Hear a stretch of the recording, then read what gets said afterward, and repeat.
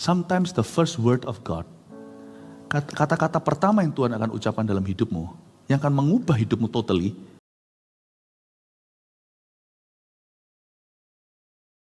Kami punya rumah rohani. Bahkan burung pipit pun menemukan tempat bersarang di bait suci. Kami bukan burung pipit, kami lebih berharga, lebih dari 2 duit. Kami mau ya Tuhan Yesus menjadi anak-anak-Mu, putra-putrimu, dan kami tidak mau tuli.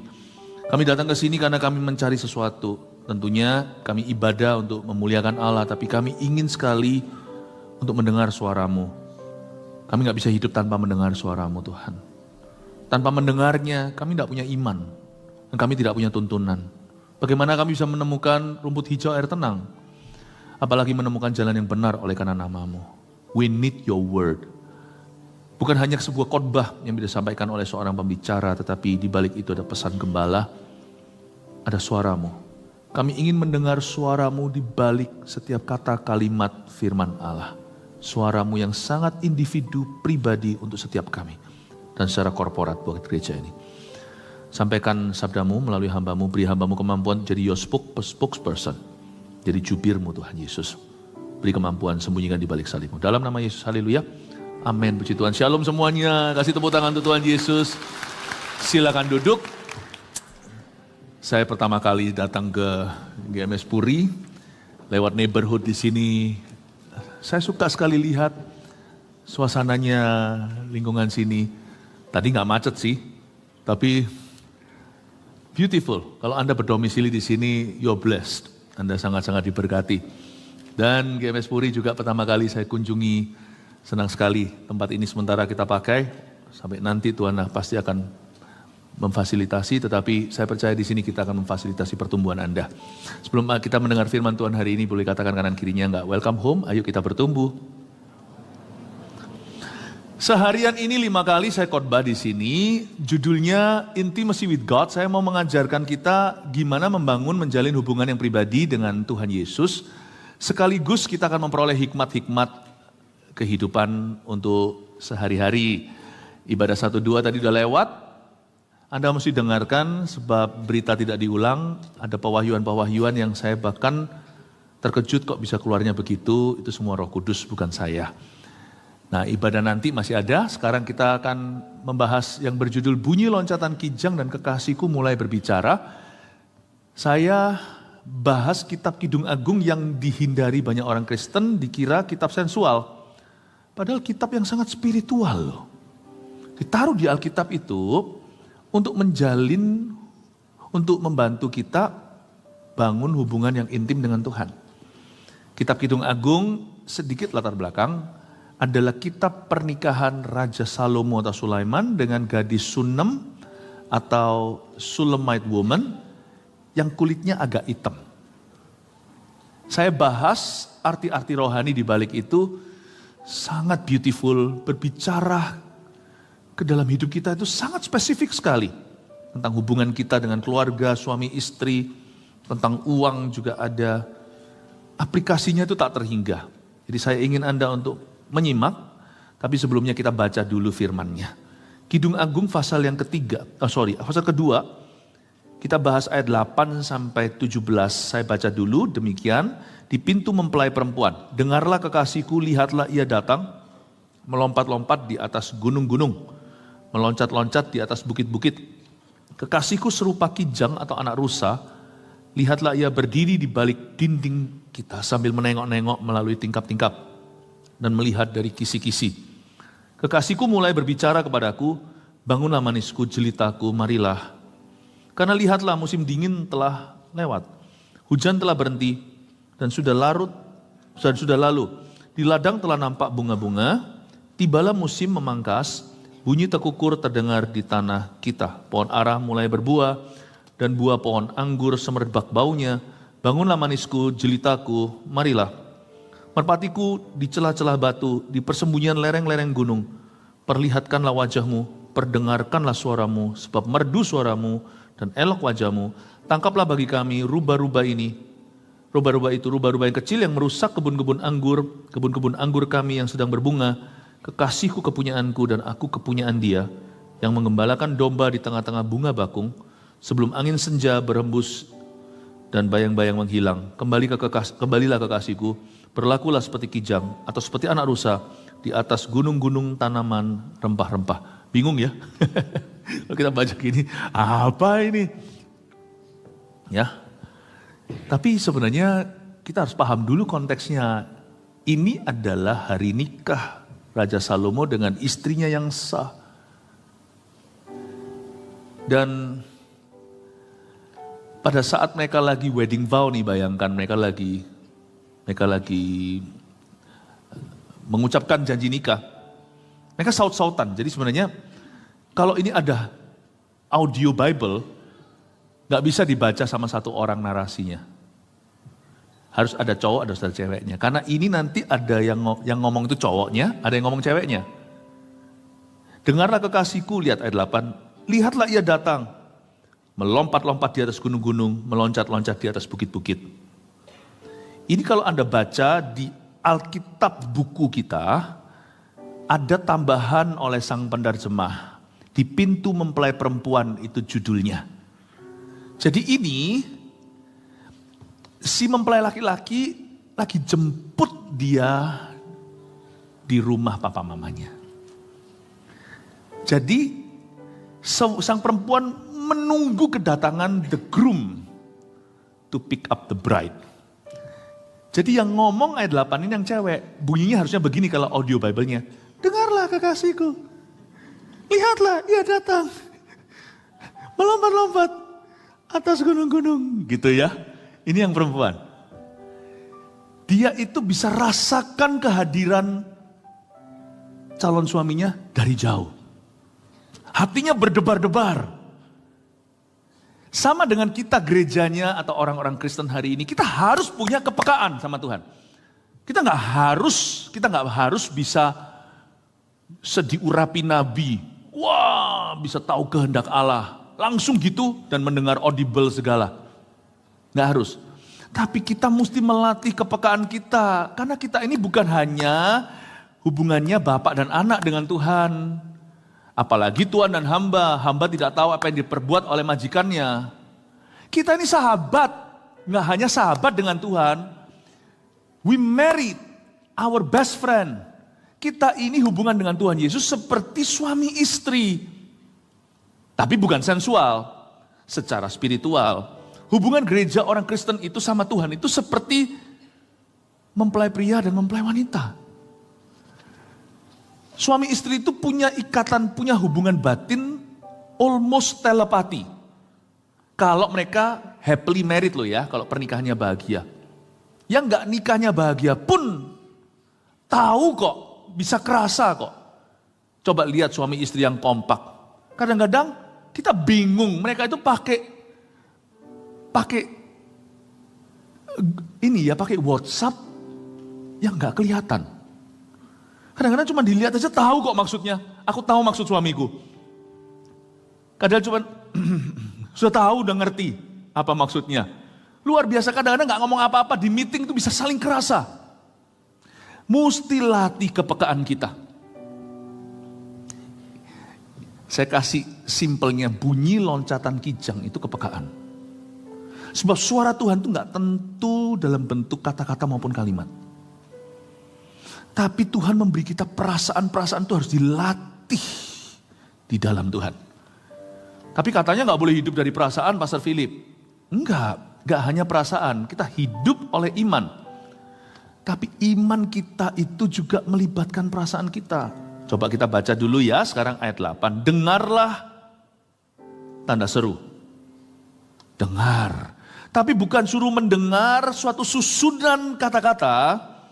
Dengarlah kekasihku. Lihatlah ia datang. Melompat-lompat di atas gunung-gunung.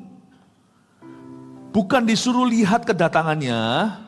Disuruh mendengarkan kehadirannya. Dengarlah kekasihku. Ia melompat-lompat di atas gunung-gunung. Meloncat-loncat di atas bukit-bukit. Kekasihku serupa kijang atau anak rusa. Lihatlah ia berdiri di balik dinding kita. Lalu menengok dan segala. Bapak ibu saudara, latih hatimu untuk peka pada firman-firman yang menjadi rema. Karena itu kalau baca Alkitab tidak boleh di keramaian. Kalau kita mau dapat sesuatu yang khusus dari Tuhan, nggak boleh asal-asalan. Dengar khotbah juga harus konsentrasi. Kalau tertidur semua benih tercuri. Belum sampai ke tanah, berakar, bertumbuh, sudah dicuri. Tapi kalau kita mendengar firman Tuhan, kita harus belajar untuk merasakan mana dari seluruh khotbah itu yang meloncat atau melompat untuk saya. Itu sama dengan nangkap sinyal kehadiran Tuhan atas hidupmu. Waktu kita baca Alkitab, ini logos atau firman tertulis. Dan itu belum menjadi apa-apa. Ia menjadi kuasa saat dia berubah jadi rema. Ada ayat-ayat tertentu, misalnya saya baca Yesaya 54. Bentangkanlah kemahmu, lapangkanlah kemahmu, bentangkan tendamu. Jangan menghemat. Mungkin ayat-ayat itu sudah pernah saya baca sebelumnya. Tiba-tiba di ayat terakhir melompat. Demikianlah bagian hamba-hambaku. Hamba-hamba Tuhan. Yaitu mereka akan dibuktikan tidak bersalah di pengadilan. Mungkin Anda ada satu kasus hukum tertentu. Tiba-tiba meloncat itu seperti Tuhan berkata, my bride, permaisuriku, anakku. Aku akan membelamu di pengadilan nanti. Meskipun mungkin kamu kalah secara money, tapi nanti aku punya jalan tersendiri. Tiba-tiba kita mendapat sebuah janji. Dengarlah kekasihku, lihatlah ia datang melompat-lompat di atas gunung-gunung, meloncat-loncat di atas bukit-bukit. Tahukah bahwa ada firman yang melompat, ada rema yang meloncat, dan itu tidak bisa kita asal-asalan. Karena waktu itu si pengantin wanita yang berdiri di pintu mempelai perempuan ini sedang memberitahu kepada putri-putri Yerusalem yang lainnya, kusumpahi kamu, hai putri-putri Sion, jangan kau bangkitkan cinta. Dengan kata lain, jangan rame lu orang gitulah. Kalian jangan rame, jangan bising. Aku mau mendengarkan kedatangan suamiku. You see, before he comes, nothing will happen to your life. Yang membuat perbedaan dalam hidup kita adalah kehadirannya. Sungguhan, sebelum dia datang, kita tidak akan mengalami apa-apa. Yang dimaksudkan dia datang di sini bukan kemahahadirannya. Kalau kemahahadirannya Tuhan juga ada di mana-mana, di tempat dugem juga ada, tempat mereka jual narkoba. Dia ada di mana-mana. Yang disebut kehadirannya adalah kehadirannya yang dinyatakan. Bukan his omnipresence, kehadirannya di mana-mana, tapi his revealed presence atau kehadirannya dinyatakan, diwahyukan. Waktu Yesus hadir, baru terjadi sesuatu. Mereka sempoyongan itu sampai berjam-jam. Misalnya sampai 9 jam mereka mencoba mendayung sampai ke tujuan. Tapi hanya ketika Yesus datang berjalan di atas air, bahkan di atas badai taufan, baru setelah itu mereka sampai ke tujuan. Baru setelah itu perahu, Yesus naik ke perahu itu lalu redalah lautan. Sebelumnya mereka hanya bergumul sendiri. Remember this, before he comes, nothing will happen to your life. Dia hadir di mana-mana di alam semesta, tetapi kehadiran Yesus malam itu pukul 3 pagi subuh, murid-murid sedang berusaha melawan, berusaha untuk survive atau bertahan hidup. Yesus itu jalan di atas air bukan sok-sokan. He was revealing himself to them. Dia sedang menyatakan kehadirannya kepada 12 orang muridnya. Dia tidak menyatakan hadirat itu kepada orang lain. Ada penyataan hadirat Allah untuk situasi hidupmu hari ini. Tapi itu harus dicari, makanya ada firman yang berkata, firmanmu berkata, carilah wajahku, maka wajahmu ku cari, kata pemazmur. Seek, cari. Tuhan bukan main hide and seek atau petak umpet sama kita, tetapi Tuhan itu begitu personal, hubungannya itu begitu dekat sama kita. Dia nggak mau dimadu, dia tidak mau dihampiri dengan asal-asalan, dia mau kita sungguh-sungguh mencari wajahnya, bahkan mencari kerajaannya dan kebenarannya, baru semuanya ditambahkan. There is a certain presence that we must seek. The same presence of God. Kita tidak bisa ikut-ikutan. Titip doa ya. Doain buat gua ya. Kamu nanti kalau doa, lu doa, ingat gua ya. Nggak bisa titip doa. Ada porsinya di mana kita bisa saling mendoakan. Dan ketika kita mendoakan orang lain sesuatu terjadi, ada porsinya kita didoakan. Tapi ada kunci-kunci kehidupanmu dan kunci-kunci kemenanganmu itu benar-benar dikunci sama Tuhan dalam sebuah hadirat yang begitu personal. Not before you seek him, he will not be found. Sebelum Anda mencarinya, Anda tidak akan ketemu. Itulah sebabnya orang Kristen tidak boleh jadi orang Kristen pelataran. Cuma datang ke gereja hanya ibadah. Tempat gereja itu harus menjadi tempat di permulaan di mana kita mencari Tuhan. Dan mimbar juga harus dipakai untuk seruan. Mimbar harus untuk mengarahkan mata orang kepada Tuhan sehingga umat itu punya hubungan yang sangat pribadi dengan Tuhannya. Dengarlah kekasihku, lihatlah ia datang, melompat-lompat di atas gunung-gunung, meloncat-loncat di atas bukit-bukit.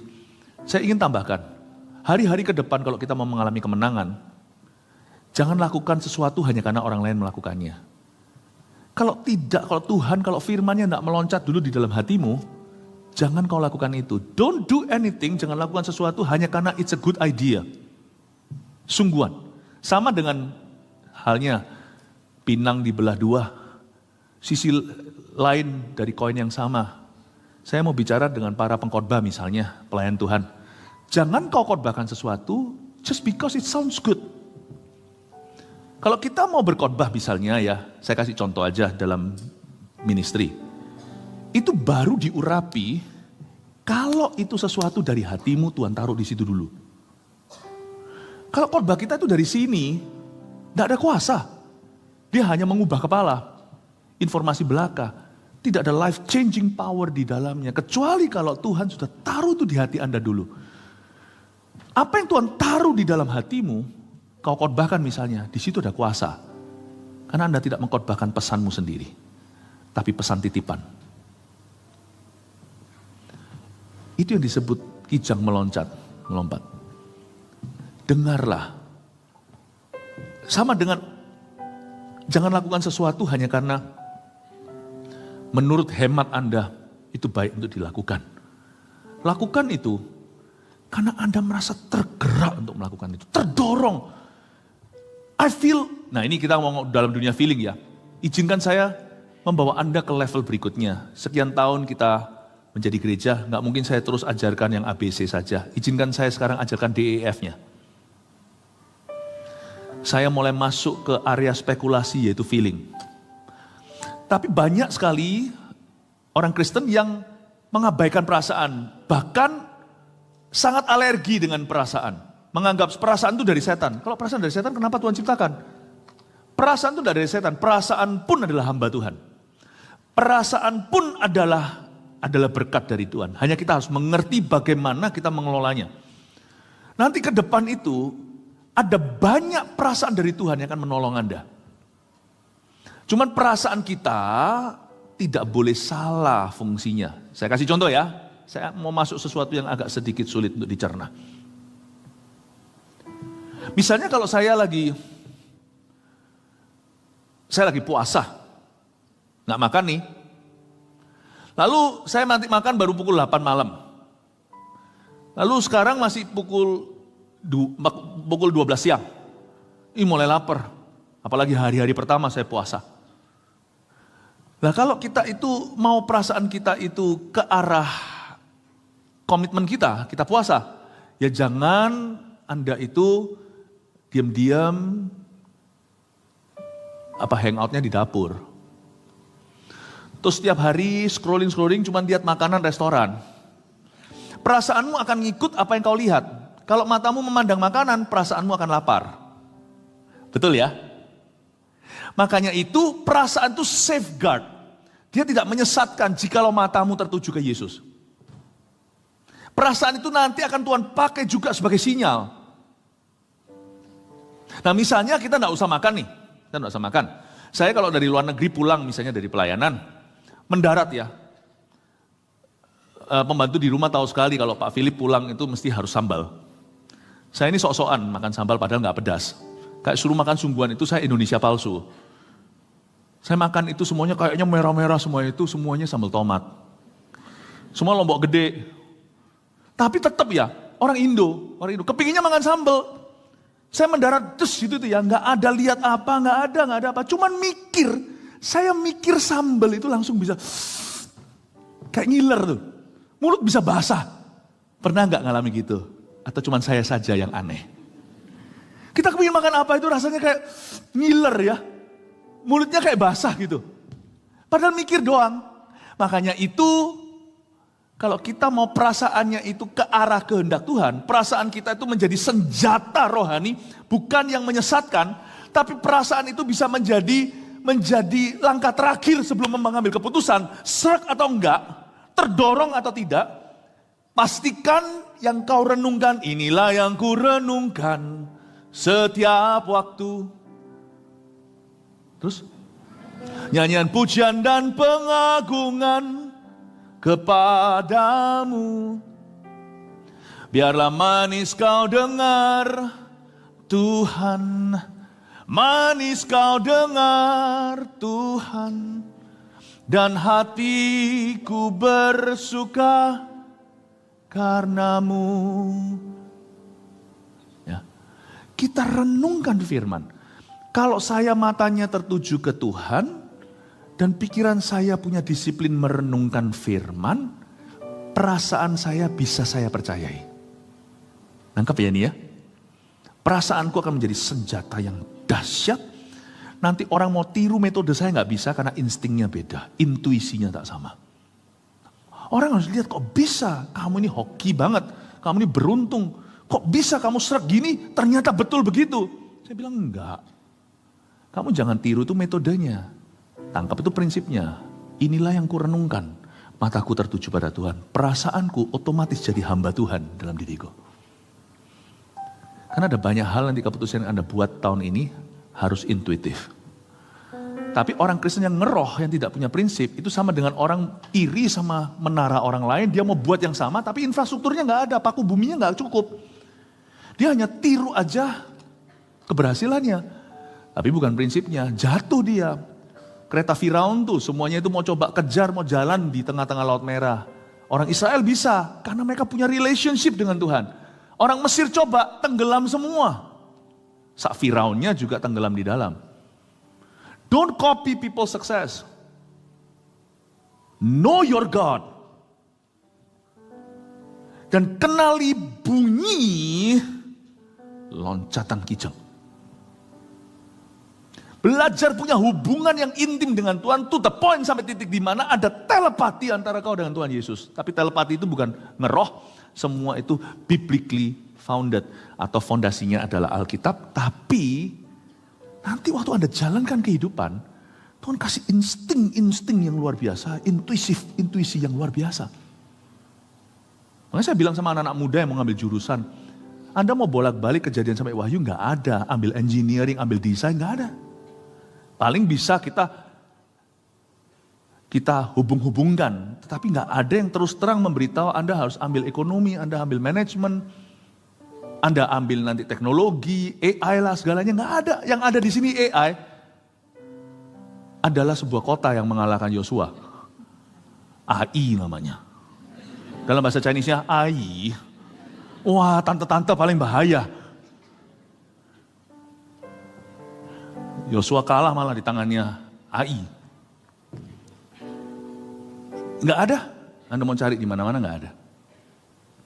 Nanti dalam kehidupan ini, saya ingin mengajari Anda sesuatu, dear jemaat, untuk Anda bisa menyerahkan your feeling. Makanya itu ada ayatnya, kenakanlah pikiran dan perasaanmu yang ada dalam Kristus. Kenakanlah Kristus seperti pakaian. Kenakanlah dan Tuhan akan memelihara hati dan pikiranmu. Dalam bahasa Inggrisnya, He is going to guard your mind, your thought, and your feeling in Christ Jesus. Banyak orang mengabaikan. Gereja karismatik penekanannya hanya feeling, nothing more than feeling. Feeling. Lalu tidak disertai dengan kedalaman pengenalan yang benar akan firman Tuhan. Jadi akhirnya, ngerohnya luar biasa, kita bisa begitu. Tapi tanpa fondasi, nggak ada fundamentalnya. Itu gampang ambruk tuh, hati-hati ya. Hati-hati, kalau tidak ada pakemnya, Anda mau masuk sebuah gedung, oh ini bangunnya gimana? Insinyur bangunnya sesuai dengan feelingnya, jangan naik lah. Tingkat 3 ambruk gitu. Naik pesawat, ini yang bangun ini semuanya bukan Boeing tapi feeling. Jangan naik. Nanti sayap kiri, sayap kanan beda, terbang sedikit dia muter-muter begini. Tapi sebaliknya, gereja yang sifatnya lebih konservatif, hanya firman. Feeling itu dianggap seperti setan. Anda kan terkejut loh, ada banyak intuisi yang Tuhan berikan nanti itu merupakan kemenangan. Kan tahun ini gereja kita tahun kemenangan. Nah, saya berhak dan bertanggung jawab untuk mengajarkan kepada Anda, how do you find the keys, kunci-kunci kepada kemenanganmu berikutnya dalam setiap keputusan. Dan itu terletak pada dengarlah kekasihku, bangun hubungan intim dulu. Lihatlah ia datang. Melompat-lompat di atas gunung-gunung, meloncat-loncat di atas bukit-bukit. Don't do something just because it sounds good. Do it because your heart is moved to do it. Kadang-kadang kita nggak punya fondasinya juga, artinya kita nggak punya modal. Tapi kalau kita itu melakukannya gini loh, apapun yang Tuhan taruh dulu di dalam hatimu, itu Tuhan tanggung jawab dan Tuhan pasti akan provide. Tuhan pasti akan sediakan. Kalau Tuhan sudah menaruhnya di sana, Tuhan yang bertanggung jawab. Kalau Tuhan yang suruh kita maju, Tuhan yang benar-benar gerakan seseorang, itu jangan dilawan, gak akan ada yang bisa. Kalau Tuhan yang gerakkan, itu sudah jadi urusan pribadinya Tuhan. Nah, the thing is, kadang-kadang kita itu mengira Tuhan gerakkan. Feeling kita salah karena kita tidak punya fondasi yang benar. Feeling kita hanya feeling doang. Tapi hari ini kalau kita sudah bangun hubungan kita dengan Tuhan, Dia kekasih kita, dan kita tahu ada satu segmen dalam hubungan kita itu yang melibatkan feeling kita. Dan kalau otak kita, pikiran kita dipenuhi dengan firman Tuhan, siap perang, percayalah intuisi-intuisimu, percayalah insting-instingmu, Tuhan akan memakai itu. Paulus pun digerakkan, aku harus ke Makedonia. Dia nggak tahu, tapi dia rasa harus. Paulus harus pergi ke Roma. Gara-gara itu Injil menyebar ke seluruh dunia. Kalau Anda baca ya di dalam firman Tuhan, tuntunan Tuhan itu luar biasa. Hanya waktu diceritakan di dalam Alkitab seolah-olah udah jadi. Maka berfirmanlah Tuhan kepada Elia, pergilah kau dari sini ke sungai Kerit. Di situ akan kuutus gagak-gagakku untuk memberimu makan. Elia yang saat itu mendengar firman Tuhan, kira-kira gimana? Apakah bentuk tulisan kan belum ada kitab raja-raja? Dia pasti menerimanya dalam bentuk semacam telepati sorga. Dia rasa, go to Kerit.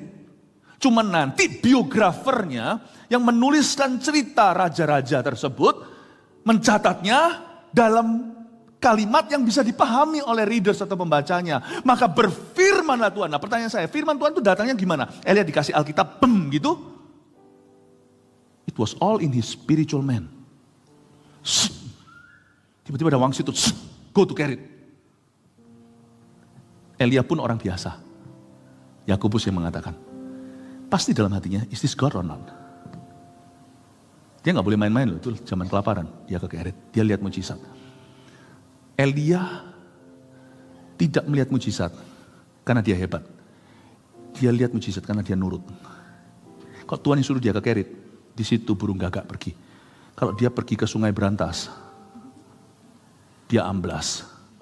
Kalau dia pergi ke Bengawan Solo, dia nggak akan melihat burung gagak. Dia akan melihat burung nasar, dia akan mati di situ, bangkainya dimakan. Elia dapat penyertaan bukan karena dia hebat. Dia dapat penyertaan karena dia peka. Paham ini Bapak Ibu Saudara?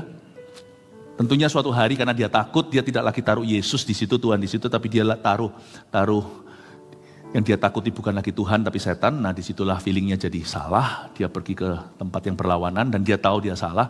Tuhan bawa dia kembali. Ngapain kamu di goa ini? Ayo keluar. Urapi Elisa, bla bla bla. Bapak Ibu Saudara, saya ingin mengajarkan pada jemaat hari ini bahwa menjadi mempelai Kristus itu ada dimensi kepekaan yang harus dilatih. Amin. Tapi harus bijak ya, harus berhikmat. Kemarin saya di Pluit, hari Jumat, saya cerita sedikit. Ya kan? Salah menggunakan nubuatan juga bisa. Misalnya orang kalau jatuh cinta, anehnya orang itu kalau jatuh cinta anak muda tiba-tiba semua jadi nabi. Dulu suruh dengar suara Tuhan itu gak pernah bisa sampai dia jatuh cinta. Langsung beritahu, kamu tahu gak Tuhan bilang sama aku, kamu akan jadi istriku. Tiba-tiba jadi nabi. Tiba-tiba jadi peka. Jaga-jaga kalau ada yang kayak gitu, suka menyalahgunakan karunia. Ya, tolong ya kalau perempuan ditembak dengan cara gitu, Anda tidak berhak berkata tidak. Dan dia sudah dapat dari Tuhan. Aku sudah dapat.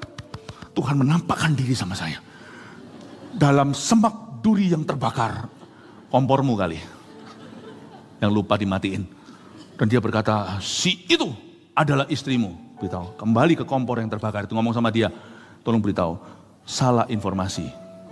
Kalau Tuhan yang ngomong, Tuhan pasti ngomong sama saya juga. Tuhan tidak pernah menjebak. Sampaikan gitu ya. Jangan pakai nubuat-nubuatan. Tujuan dari nubuatan itu tuntunan. Bukan untuk memanipulasi orang lain. Tapi saya ingin Anda mengerti, memahami this point very simple. Bunyi loncatan kijang. Sometimes the first word of God, kata-kata pertama yang Tuhan akan ucapkan dalam hidupmu, yang akan mengubah hidupmu totally, itu tidak ada kata dan kalimatnya. Itu sesuatu yang, tidak ada kata dan kalimatnya, ada sesuatu. Saya nggak bisa jelaskan. Ada sesuatu. Kita lihat sekarang ayat 9. Kekasihku serupa kijang atau anak rusa. Lihatlah ia berdiri di balik dinding kita. Sambil menengok-nengok melalui tingkap-tingkap dan melihat dari kisi-kisi. Are you ready? Saya mau beritahu kenapa kok Tuhan itu kalau mau memberikan satu firman yang mengubahkan itu ada proses ilahi. Gini ya, saya ngomong dalam bahasa manusia, kita sama Tuhan itu tinggal di dunia yang beda. Loh, Tuhan mah hadir. Iya, tahu ngerti. Cuman untuk kita itu, Tuhan mah hadir, saya ngerti. Tapi kenapa ya? Coba bayangkan, kalau orang Kristen gak pernah doa, gak pernah ke gereja, gak pernah menyembah Tuhan, gitu segala, Tuhan tetap hadir. Tapi kok hidupnya kering kerontang secara rohani lalu mati? Ada satu dimensi yang memang hanya bisa ditembus dengan aktivitas-aktivitas rohani yang Tuhan sudah tentukan sebagai jalur untuk kita pakai kepadanya. Doa salah satu, 2-3 orang berkumpul dalam nama Yesus, aku ada di sana. Ya. Bukankah ada juga ayat yang berkata dia bertata di atas pujian umatnya. Jadi sebenarnya kalau dibilang kita hidup di dunia ini tidak ada Tuhan, ada. Mata Tuhan ada di mana-mana. Tapi kenapa kalau kita tidak menyembah Tuhan, tidak berdoa, tidak merenungkan firman Tuhan, ya nggak terjadi apa-apa di hidup kita. Why? Loh katanya Tuhan ada. Gini, Tuhan memang ada di dunia ini, tapi untuk kita masuk ke dunia Tuhan, Tuhan itu tinggal di dunia yang berbeda dengan kita, di tempat yang supranatural lah, udah bahasa yang paling kampungan untuk menjelaskan di mana Tuhan. Bukan sekedar itu, tapi di dalam hadiratnya, kalau kita cuma diam doang, gak ngelakuin apa-apa, ya gak terjadi apa-apa di hidup kita. Tapi waktu kita mulai ambil hal-hal yang Tuhan bilang, aku bertata di atasnya, aku ada di tengah-tengah mereka, waktu kita mulai berkumpul sungguh-sungguh doa, something happens. Kok bisa ya? Memang Tuhan ada di dunia kita, tapi kita gak bisa semerta-merta langsung masuk ke dunianya Tuhan. Karena memang Tuhan hidup di dunia yang berbeda. Kita ini hidup di panca indera. Flesh, daging tidak bisa masuk dalam perkara-perkara roh, kata firman Tuhan di kitab Roma. Saya ingin Anda untuk mengerti satu poin ini. Ini yang disebut di ayat 9. Ulang lagi. Kekasihku serupa kijang atau anak rusa. Sudah tadi saya bahas. Lihatlah, ia berdiri di balik dinding kita. Gimana pun juga Paulus pernah berkata, aku ini ditarik dari dua sisi. Hatiku kepingin bersama dengan Tuhan, tapi lebih perlu bersama dengan dirimu. Aku tidak tahu. Aku ini terdesak dari dua pihak. Kepingin aku bersatu dengan Tuhan karena selama kita masih tinggal dalam tubuh yang fana ini, kita masih terpisah dari Tuhan. Dia tidak mengkontradiksi kalimatnya sendiri bahwa tidak ada yang bisa memisahkan kita dari kasih Kristus. Tidak, dia hanya bicara tentang dunia fisik ini, tetap gimana pun juga ada suatu jarak dengan Tuhan. Aneh ya, tolong mikir, jangan sampai, ini enggak kontradiksi. Loh bukannya Yesus sudah tinggal di dalam diri kita waktu kita percaya? Iya. Tetapi sekalipun Yesus tinggal dalam diri kita harus melakukan sesuatu yang lawan arus di dunia ini untuk mengikuti Yesus. Sekalipun Yesus sudah tinggal di dalam diri orang percaya, kita tidak bisa berhenti melakukan aktivitas-aktivitas tertentu seperti berdoa. Kalau enggak, kita akan mencetat keluar dari sesuatu hadirat. Paham maksud saya? Ya. Kata Tuhan tidak terpisah, tidak ada yang memisahkan kita dari kasih Yesus, kasih Kristus. Itu artinya kita yang setia tak akan pernah mengalami suatu kejadian yang bisa memisahkan kita dari penyertaan Tuhan. Jadi ayat ini menjelaskan pada kita bahwa dia berdiri di balik dinding. Ada suatu pemisah selama kita masih hidup di dunia ini, Tuhan belum datang, kita belum mati. Sambil menengok-nengok melalui tingkap tingkap dan melihat dari kisi-kisi. Tuhan itu nengok dari tingkap langit. Tingkap itu milik Allah, kisi itu milik kita. Seperti ada dua opening, dua tempat terbuka. Tingkap itu Allah ngintip dari atas. Kisi itu kita mengintip dari jendela. Paham maksud saya? Di tengah-tengah itu ada ruang hampa, pemisah antara kita dengan Tuhan. Karena itu sangat mudah selama kita hidup di dunia ini, kita menghilang. Kita lari dari Tuhan. Karena selama kita hidup di dunia ini belum aman. Saya tidak mau masuk ke perdebatan. Teori antara doktrin antara orang selamat sekali selamat, terus selamat atau bisa kehilangan keselamatan. Aku tidak mau masuk ke sana. Tapi saya ingin beritahu kepada Anda, Alkitab mengatakan dari zaman Yesus, berjaga-jaga dan waspadalah, aku datang seperti pencuri. Ada aktivitas rohani yang tidak bisa kau aborsi. Kalau kita mau tetap punya jendela terbuka untuk melihat Tuhan dari kisi-kisi, dan Tuhan melihat kita dari tingkap-tingkap. Saya jadi ingat Daniel. Daniel itu berdoa. Daniel itu kurang holy di mana ini orang dekatnya sama Tuhan. Dan dia sudah lewati beberapa term presiden-presiden, zaman itu raja-raja, dia tetap orang utamanya Allah. Menjadi hamba Tuhan, ambasador sorga di perjanjian lama. Daniel ini berdoa. 21 hari kemudian jawaban baru datang. Gabriel ngomong begini, malaikatnya, hai engkau yang dikasihi Tuhan, detik engkau sembayang, doamu sudah dijawab, tapi aku dihadang oleh Raja Persia. With the Prince of Persia, bahasa Inggrisnya itu Raja Persia, artinya aku mau bawa jawaban itu datang ke kamu. Dari alam Tuhan ke alammu, supaya di alammu terjadi sesuatu. Zaman Daniel terjadi apa sih? Daniel itu nanti membawa agenda Tuhan lewat Yahudi di kerajaan Babilonia, Persia. Di zaman itu, Daniel itu loh yang nanti salah satunya raja melihat ada tangan doang, nulis-nulis, tekel-tekel apa itu. Dan ada rencana Tuhan sampai zamannya Yesus Kristus itu menggiring zaman ke arah sana. Daniel itu sangat instrumental. Dia bilang, aku itu mau bawa jawaban ini. Aku sudah diutus sama Allahmu yang mengasihimu. 21 hari kemudian, makanya ada puasa Daniel 21 hari. 21 hari kemudian, 3 minggu lagi, baru aku bisa ketemu kamu. Karena kami dihalangi, Mikael tentara, jenderal bala tentara Tuhan, itu dihalangi, dirintangi oleh Raja Persia. Terjadi peperangan rohani antara tingkap sampai ke kisimu. Ada 21 hari perang sampai ke sini. Kalau gini, kalau saya buka, kita akan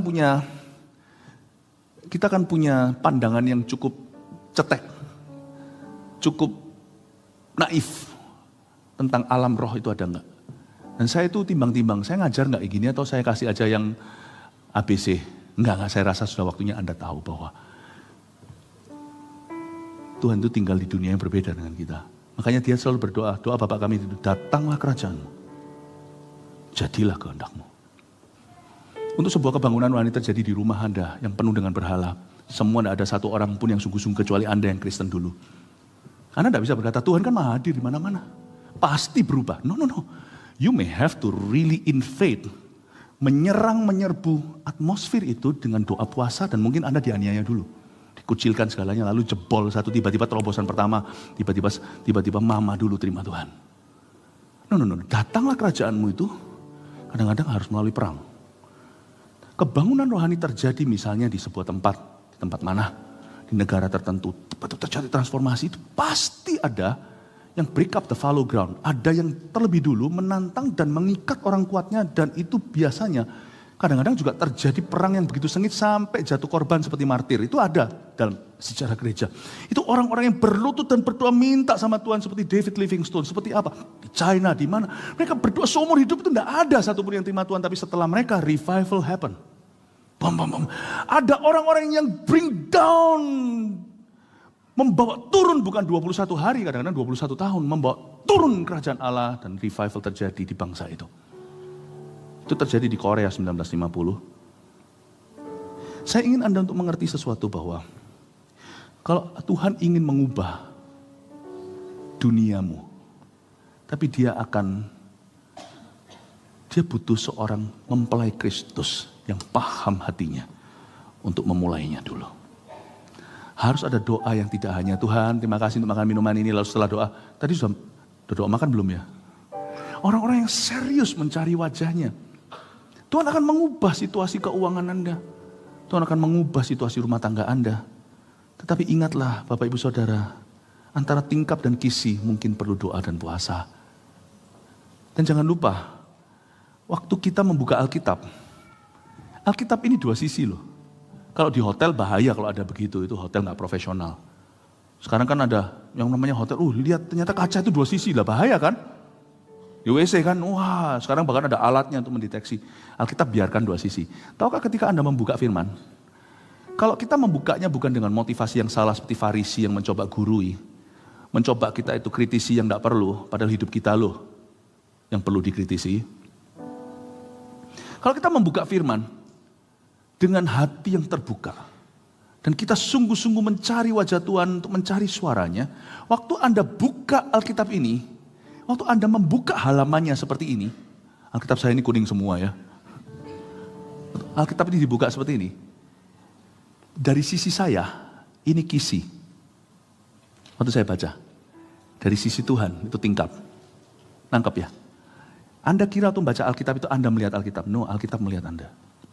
Jangan takut, nanti datang di tempat gelap Alkitab sendiri, ini Alkitabnya hidup ini.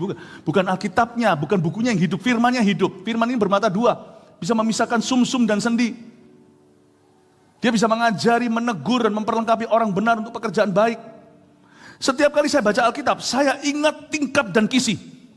When I turn to the pages of the Bible, waktu saya membukanya halaman per halaman, saya kira saya sedang melihat Alkitab. You jangan salah. Alkitab sedang melihat Anda.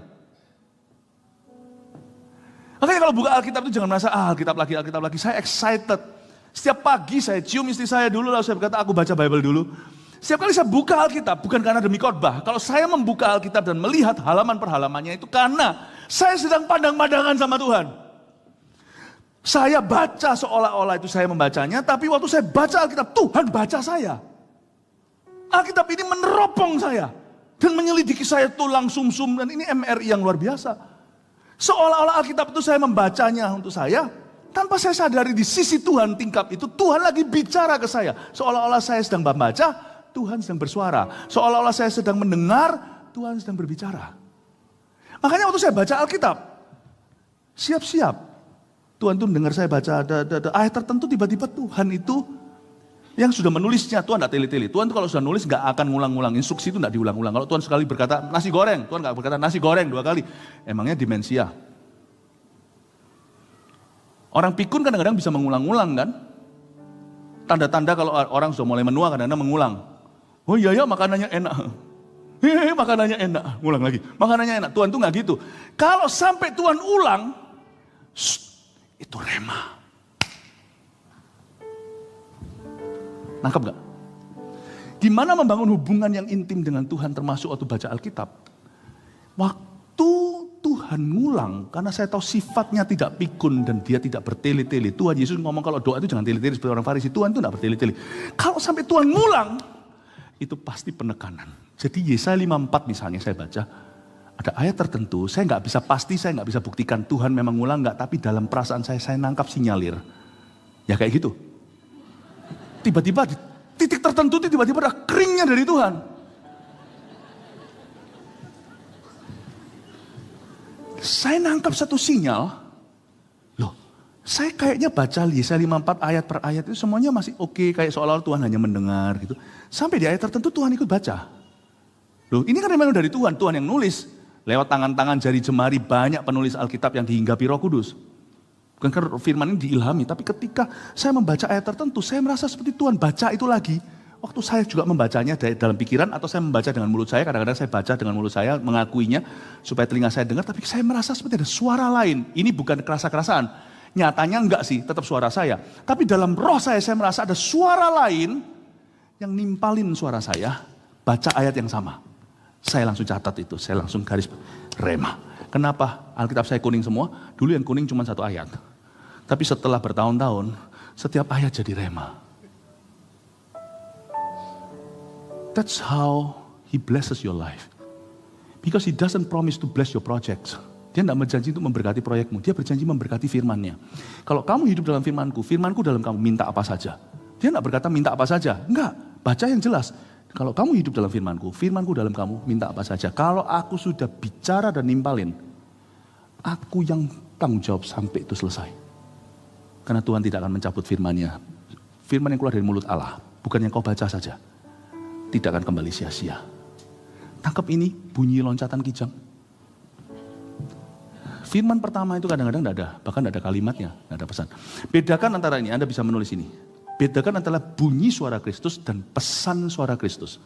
Coba semua katakan bunyi suara Kristus dan pesan suara Kristus. Suara Kristus tidak tentu ada pesannya awal-awal. Hanya bunyi.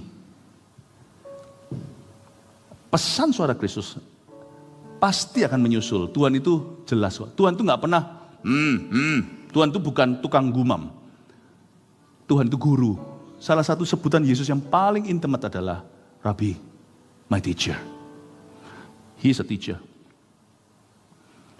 Yang membuat khotbah ini juga istimewa, khotbah-khotbah harusnya setiap kali sesi gereja itu istimewa adalah harus bisa menjelaskan apa yang dirasakan di jemaat waktu memuji, menyembah dan waktu mereka itu mengabdi pada Tuhan. Ini harus bisa ditata dalam kata-kata, termasuk hal-hal yang sulit dijelaskan, jabarkan. Sebab Tuhan punya suara tidak hanya bunyi, cepat lambat akan jadi pesan. Tapi orang nggak akan mengerti kalau dia sudah tolak dari sejak bunyi. Kalau kita dengar suara Tuhan itu harus beriman, harus berapa? Harus beriman. Beriman sama suara Tuhan itu jangan tunggu jadi pesan baru beriman. Kenapa aku nggak bisa dengar suara Tuhan? Banyak orang kan ngeluh gitu. Kenapa aku nggak bisa dengar suara Tuhan? Mungkin kamu dengar, cuman kamu nggak nganggap itu suaranya. Karena bagimu suara Tuhan itu harus langsung awal mula ronde 1 langsung pesannya jelas. Oh enggak. Kadang-kadang pesan yang Tuhan beri itu simple dan semua suara Tuhan selalu dimulai dengan ajakan. Dimulai dengan ajakan, katakan ajakan. Mari kita lihat sekarang ya. Ayat 10, kekasihku mulai berbicara kepadaku. Are you ready? Permulaan Tuhan suara itu selalu gini, bangunlah manisku, jelitaku, marilah. Datanglah kepadaku yang letih lesu dan beban berat. Kita enggak nganggap itu, kita maunya langsung datang ke gereja misalnya, oh oke, langsung Tuhan dijabarkan. Ini solusinya, enak kan? Tapi waktu kita datang malah kadang-kadang ada ajakan, bersyukurlah. Apain? Apa itu?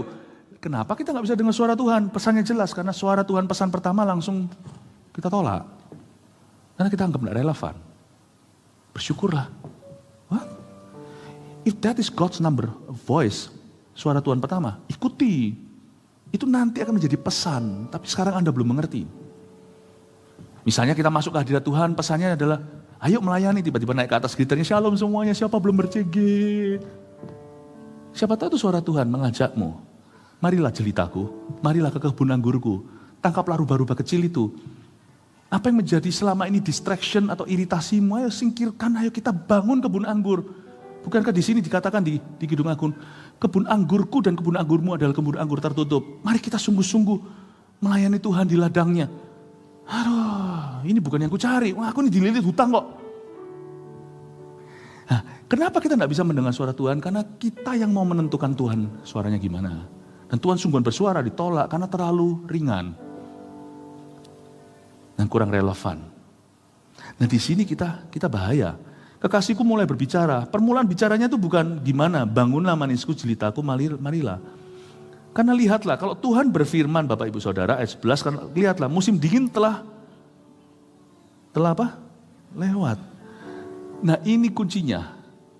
Pertama mungkin situasi tidak berubah, tapi musim Tuhan datang. Saya curiga nih dari ayat ini, mungkinkah di sorga itu nanti, kan di sorga dikatakan di kitab Wahyu tidak ada gelap. Bukan berarti terus terang benderang, nanti Tuhan itu kan hebat. Kalau manusia aja dekorasi, misalnya sebuah gedung aja bisa dikasih demikian rupa, atasnya itu bisa dibuat terang. Terus tiba-tiba dibuat romantis, dibuat seperti apa, dibuat dim segalanya. Tuhan masa nggak bisa sih dia menghiasi dunia ini dengan semua sang surya dan kawan-kawannya. Saya nggak tahu ya, tapi pokoknya di sorga tidak ada kegelapan. Ya, di sana tidak ada lautan. Itu semuanya di kitab Wahyu, bukan saya yang bikin. Tapi saya sih merasa kalau dari ayat 11 ini mungkinkah di sorga suatu hari itu yang ada dalam musim semi? Selalu musim semi di sana. Musim semi itu indah sekali. Saya dulu tinggal di Kanada. So beautiful, all the flowers come out. Saya nggak suka bunga by the way. Tapi di ayat 12, di ladang telah tampak bunga-bunga, itu tibalah musim memangkas, bunyi tekukur terdengar di tanah kita. Pohon arah mulai berbuah. Dan bunga pohon anggur semerbak baunya. Bangunlah manisku, jelitaku, marilah. Kalau Tuhan mulai bicara, kita meresponi di langkah pertama. Makanya penting sekali kalau kita mau menyusuri suara Tuhan itu harus beriman dari depan. Jangan beriman pada suara Tuhan ketika suara itu menjadi pesan yang jelas. Berimanlah pada suara Tuhan ketika itu baru dalam sifat, dalam wujud dorongan. Ada dorongan untuk ke gereja. Ada dorongan untuk melayani. Itu gak ada pesannya. Dan Anda dan saya bisa salah kira itu perasaan kita. Tapi itu suara Tuhan di dalam feeling kita. Ada dorongan, ada loncatan. Seperti ada sesuatu yang mendorongmu. Ada sesuatu yang melompat. Setiap kali ada kata-kata, ayo kita layani Tuhan. Kalau kita mau beriman sama Tuhan itu beriman dari depan. Jangan tunggu nanti setelah jelas. Nah ini salahnya orang. Kalau Tuhan memang mau kata-kata manusia itu yang terutama harus jelas dulu. Bayi lahir langsung khotbah. Tuhan membuat kita satu stage baby di mana bayi itu ngomongnya nggak ngerti. Karena Tuhan bentuk pertama-tama dalam hubungan sesama manusia itu bukan kata-kata dan kalimat. Tapi batinia. Bayi itu belum bisa ngomong, dia belum bisa kita ngerti kita ngomong. Umur berapa ya, nggak orok ya. Kalau Anda pindah tangan, dia bisa noleh loh. Itu bukan mamanya. Belum bisa hubungan kalimat. Tahu nggak, firman Tuhan itu nggak tentu pertama-tama kata-kata. Sebelum firman itu sekarang jadi buku Kejadian sampai Wahyu. I am the word. It's a presence. Pada mulanya adalah firman-firman itu bersama dengan Allah. Firman itu adalah Allah. Paham maksud saya Bapak Ibu Saudara, kalau mau beriman sama firman, itu dari depan, waktu dia dalam bentuk wujud, ada sebuah dorongan, kecuali kalau dorongannya adalah untuk membunuh, nah itu bukan Tuhan.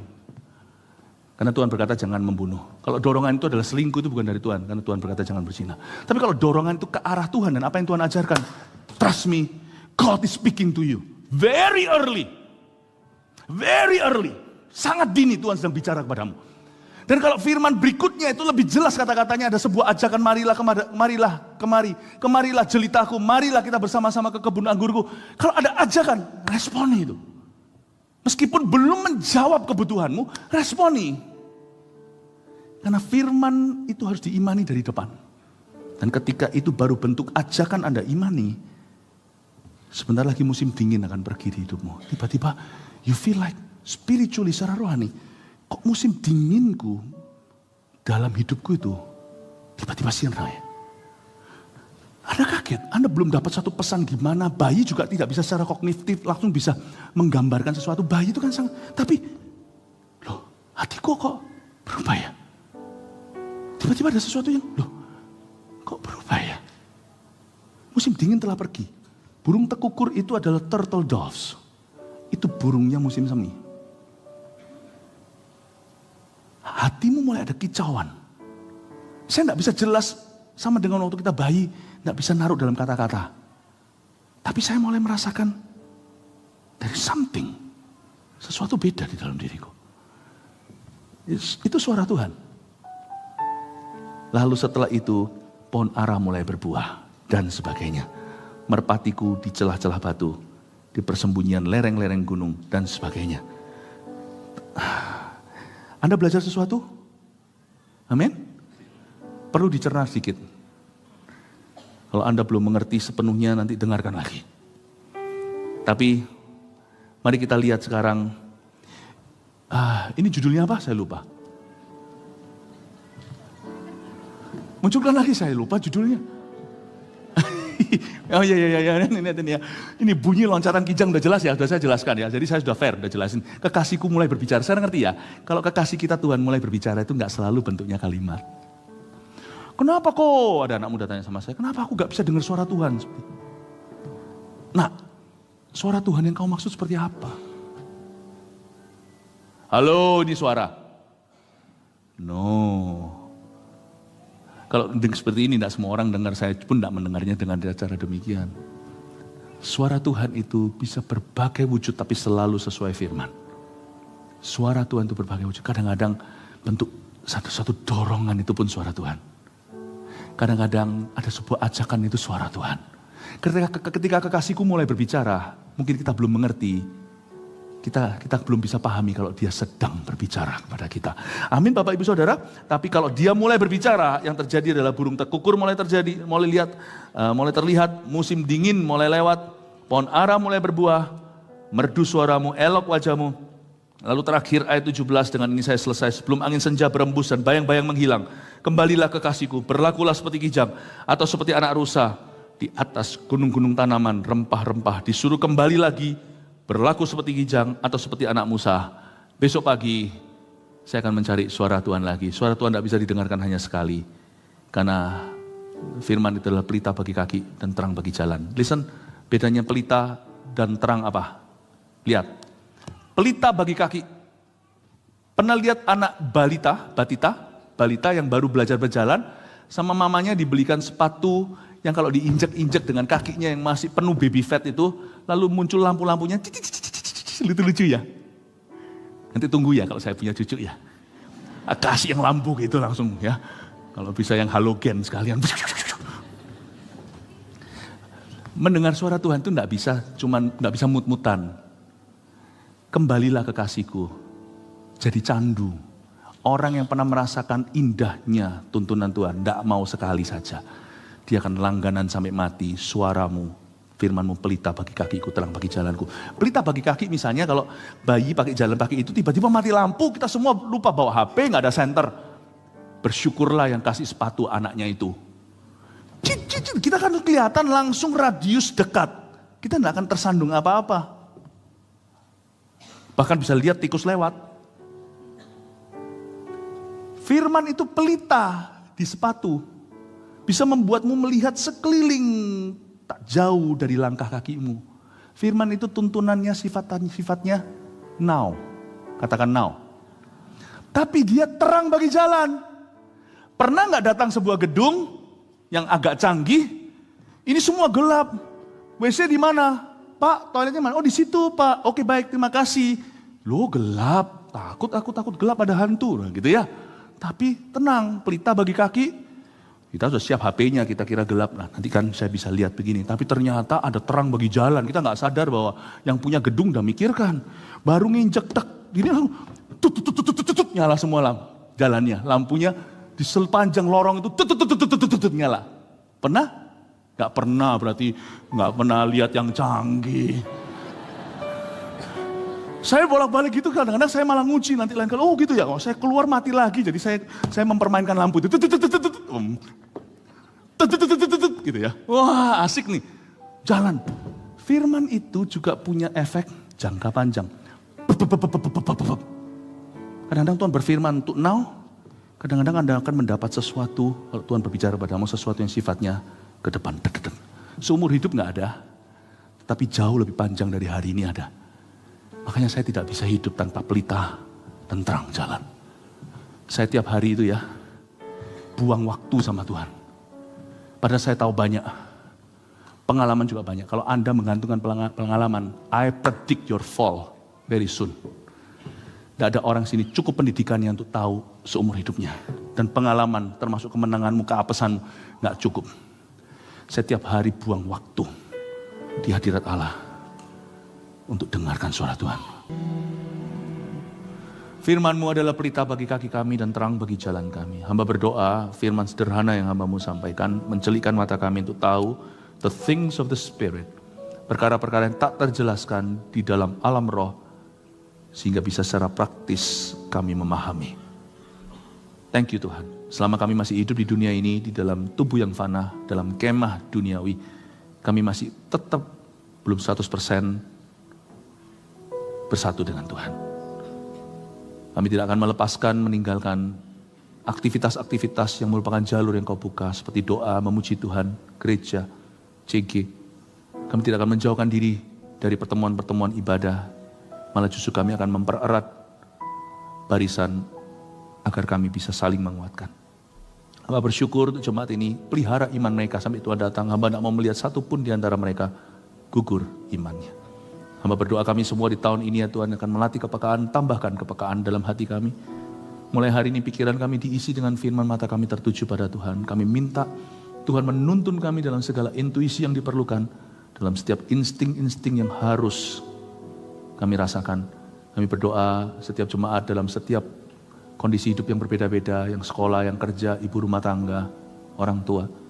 Dalam tantangan-tantangan yang beda-beda pula, hamba berdoa Engkau berikan tuntunan yang makin jelas. Tahun ini adalah tahun kemenangan, di mana setiap kami akan menjadi berkat sampai tempat-tempat jauh di luar boundary-boundary yang kami pahami, yang kami selama ini alami. Kau bawa kami jauh Tuhan. Berkati jemaat GMS Puri, satu persatu ya Tuhan, menjadi orang-orang yang peka dan menyembah-Mu dalam roh dan kebenaran. Dalam nama Yesus, haleluya. Amin. God bless you.